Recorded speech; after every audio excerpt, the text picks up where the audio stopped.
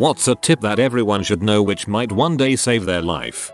If you are being choked, make a touchdown signal. Raise your arms straight up, then twist around, using your arms to break the choke. If they are very strong, use the prayer method. Put your hands together in front of your chest like you are praying. Shoot your arms between the choker's arms and then spin. If the tide begins to recede and you can see a lot more of the ocean, run away immediately. You're more likely to be attacked in a transitional space, going into and out of buildings, cars, and especially between the two. You let your guard down because you're thinking about what you're going to do when you get there, not what you're doing right now and not what's going on around you. Stay alert. Stay safe. If you need to break open a car window using a tool, do not hit the middle. Hit one of the corners. The middle of a window is reinforced to prevent it from being broken. Shortness of breath can indicate heart problems. My father told our family doctor about it and they sent him for tests. They found problems and did open heart surgery. It saved his life, and I want more people to know about this seemingly unrelated symptom. If you have been on the fence for a while about being too cold to continue in a backcountry situation, you are already too cold. Immediately make emergency efforts to get warm. Being hypothermic severely clouds your judgment.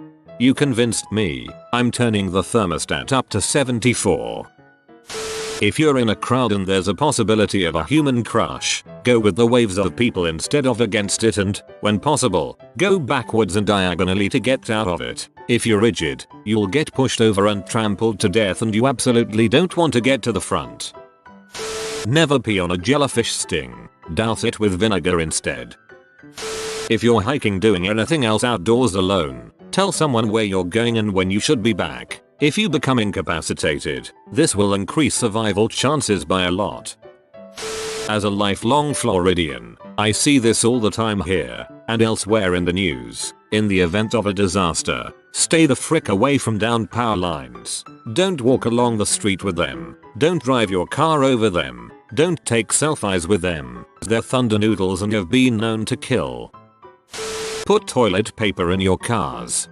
I once saw a man taking a roadside emergency dump while holding onto a tire to keep from falling back into the demon he was releasing. I immediately checked for toilet paper and it has not left my vehicles since.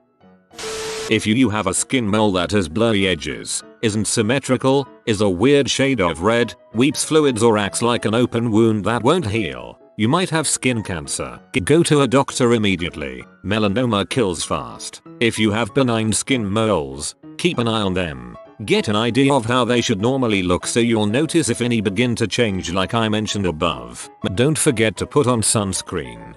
The ABCDE method of identifying possibly cancerous moles: asymmetrical, borders, irregular, color, uneven, more than 1, diameter, 6 mm, evolution of its changed over time.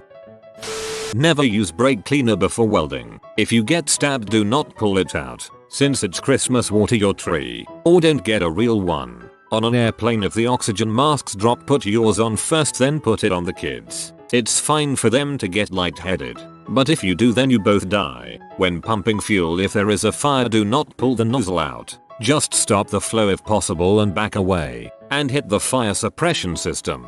If you hydroplane, do not make any sudden inputs, just keep her straight and slowly lift off the throttle. Do not downshift to slow down on icy roads. If a dog is going to attack you, do not run. Make yourself look as big as you can and yell and snarl like a maniac. Failing that, kick that dog. You are smart. You have 2 arms, 2 legs and a mouth. A dog only has a mouth. You can defend yourself. Believe in yourself. Above all, my biggest pieces of advice is do not panic. Keep your wits about you. You are so much stronger than you think. Just don't panic. Easier said than done, I know, but it's true.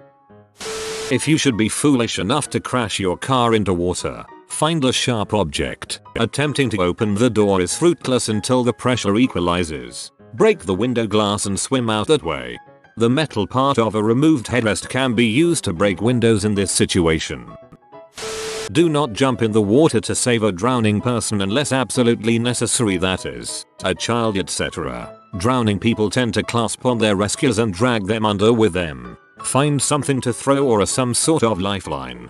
If a drowning person does grab on, they will essentially try to climb you like a ladder or push you under to get the leverage to get some air. It's instinctive at that point and impossible to override. If you're being pushed under, just swim down out of their grasp, come up a little ways away, and try to reapproach.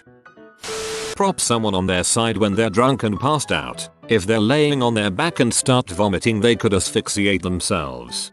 Their left side. It's called the recovery position. Or fill a backpack with blankets, clothes etc. and slip the person's arms in. They can't roll over with a stuffed backpack. If you're in the passenger seat of a car, never put your feet on the dashboard. In the event that you're in a car accident, knee bones into your skull won't end well. And if it doesn't damage your face, it will damage your hips. Get a CO gas detector in your house. One near the furnace and one near your bedroom. Cannot smell or see CO leaks from regular household furnaces. They are pretty inexpensive too.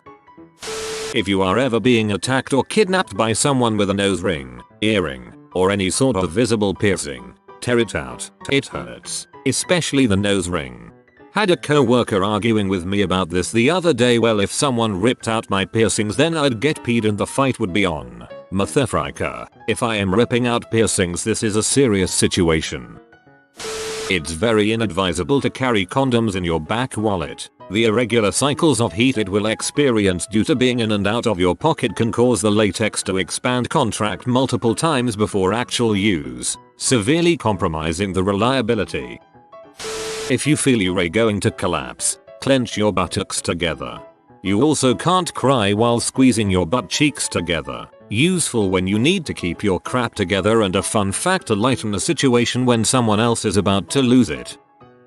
If you aren't trained and equipped for an in-water rescue, don't attempt an in-water rescue of someone who is drowning. What you should do, try to reach them with something like a long pole. This works best if the victim is close, like in a pool. Lie down so the victim can't easily pull you in. Try to throw the victim something that floats. Life ring, life jacket, wetsuit, pool toys, those crappy styrofoam ice chests people sometimes take to the beach. It's handy if whatever you throw has a rope attached so you can pull the person in, but it's more important to get the person something floating to stop the drowning. Then you can solve the problem of getting a non-drowning, and hopefully not panicking, victim out of the water. Try to get to the victim in a small craft like a jet ski or rowboat. This one is very situational and often not available, but always should be on the list. If you ever feel intense pressure in your chest that radiates up into your jaw, you are probably having a heart attack. Source: had heart attack last month. I get this feeling every time I eat 188 sushis at the all-you-can-eat sushi buffet. If you ever get kidnapped and are in the kidnapper's vehicle, wait until you are around a lot of traffic and pull the steering wheel to make the car crash. People will immediately go to see if you are okay and call emergency vehicles. You're going to be injured or killed whether you cause an accident or go to the second location anyways. Might as well pull attention to yourself. Okay, so when you get kidnapped, the place where the guy grabs ya, in the biz we call that the primary location. Okay, your odds of coming back alive from the primary location, about 60%. But if you are taken to a secondary location, your odds of coming back alive are slim to none. Pain on your right side, push down slightly on it and cough. If pain intensifies, it's most likely your appendix and you should get it checked out. Wife had 2 surgeries on it this year. If you drop a loaded gun, do not try to catch it. Let it fall. Modern firearms do not just go off for like no reason. Trying to catch it makes it easier to accidentally pull the trigger. Before people go off about antique guns and blah blah yada yada, unless you are at the range, your antique needs to be in its case or you are an irresponsible gun owner. Modern firearms do not just fire off like that, even high points. Also a knife. A drop knife has no handle. Have a glass breaker seatbelt cutter in your car. A lot of knives come with both on them and can be as cheap as $15 to $20. Better to have something you don't need than to need something you don't have. We had a sheriff come in to talk to us about active shooter situations. Going through that training taught me a ton, but the one piece of advice I got that stuck with me was, have a plan, and every day go through the plan in your head. This will help you to not panic if it actually happens. Never try to engage, but if God forbid. You must defend yourself then you swarm. Be savage and do not let up. Their due process was done when they decided to bring a gun into your building. Can't state enough how much they advise to never engage but have a plan for everything. My workplace did training on active shooter situations and the way it was expressed was run, hide, fight. If you can run, foe. If you can't run, then hide. If you can't hide, then fight. Know how to swim. You don't need to be Michael Phelps, but it's great to be able to swim decently and tread water. Also, if you're ever kidnapped, try to leave personal items along the way, like drop a ring or earring in the car or something. It can be helpful to find you and as evidence in trial. If you're stabbed or impaled and the offending object is still in your body, do not pull it out. Doing so can make you bleed out. If a police officer tries to pull you over in a dark isolated area, don't stop until you reach a public place. People pretending to be police to rob or kidnap people is a real thing. If you get bit by something with venom, don't try to suck it out. I knew all those dudes on the side of the road in RDR2 were full of crap. At all costs, don't let an attacker drag you into a vehicle. You never want to go to a second location. Also, if you do get put into a car, I read to urinate, spit, pull hair out to get your DNA in the car. When going to a rural or not as wealthy country, never drink raw water. Always drink water or drinks that are bottled or canned. This can't really save your life, but it will protect from diseases and stomach poisoning. Don't pour water on a grease fire. Gesture towards your throat with your open hand if you are choking in a restaurant. Vomiting can make a potential rapist leave you alone. If nothing else works, put your finger down your throat, kids. This also works if someone is trying to kidnap you or get you into their car. My brother went to New Orleans with his buddy and their girlfriends. While walking around, they get stopped by the huge black guy in a crisp white suit and he says this: "I'm gonna give you all kids some rules to follow while you're here. 1. Never leave your drinks unattended. Everyone will try to put crap in there, even the bartenders. 2. You boys don't ever let your girls walk alone on these streets, even with a weapon. They might get taken. 3. If you're walking down a neighborhood and you don't see any children wandering around, leave immediately. If it's not safe enough for the kids, it ain't safe for you. 4. If you'll wanna buy some crack, I got some. Chaotic good. If you believe someone is in your home, whatever you do, don't turn on the lights. As much as you'd feel more comforted if the lights were on, you know your house better than anyone. You would have an easier time moving around your house while the intruder would be a lot slower. Chew carefully and well if you're eating steak alone. Additionally, learn to perform the Heimlich on yourself using a chair. Always trust your gut. Fear is something we need to listen to. Also, do not be so polite that you end up in a sketchy situation. Be appropriately rude. Some insight before a crisis may be found in the gift of fear. Don't pick up items on Craigslist or Kijiji alone. You never know when the item you head out to pick is actually just a lure. Been in uncomfortable situations and have always made sure to never go alone anymore. My life isn't worth a boxed set of DVDs. If you don't have someone to bring, you can always meet at a public place like the library instead of going to their house. If you're lost in the woods, don't leave your location. People searching for you will start at your last known location heading, and you'll just make their job harder by expanding the search area. If you must leave, follow water. Early cities, towns were usually founded near a source of water. If you follow a stream, you're more likely to run into civilization, usually downstream, but really depends where you are. Added bonus of following the water is that the searchers might put 2 and 2 together and follow it after you, and you have water, maybe. If someone grabs you by the throat from behind, don't try to pull away. Lean backwards into the attacker instead to throw them off balance, and jab them in the stomach wherever you can with your elbow as you do it.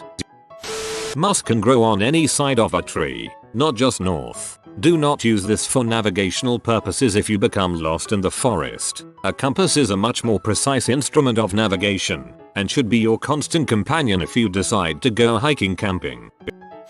If you are stuck in your car during a dire emergency, take the headrest off your seat, if applicable, and use it to smash the window. Smashing the window with a headrest is actually really hard. It's better to stick it between the glass and the door frame, pushing it until the glass breaks, or to use it as a lever to break the glass. You've been visited by the good policy grandpa. You will be blessed with good economics and healthcare, but only if you comment sleep well burner. If you are new to the channel, you can subscribe. I publish new videos every day. Until then, check out another video, or don't. Either way, have a great day, you magnificent people.